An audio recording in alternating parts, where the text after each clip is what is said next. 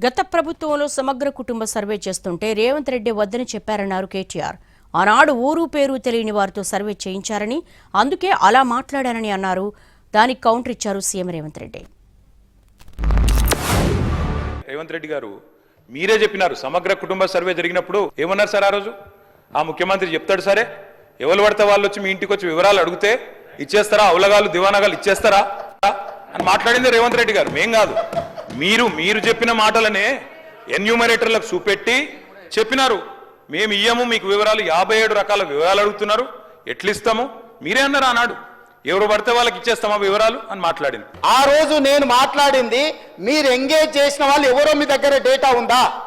Private కాలేజీలలో అటెండర్ల నుంచి చిన్న వాళ్ళని ఎవరినో ఊరు పేరు లేని వాళ్ళతో మీరు చేయించారు. 12 గంటలలో చేయాలని గొప్పల కోసం గప్పాల కోసం చేసిరు.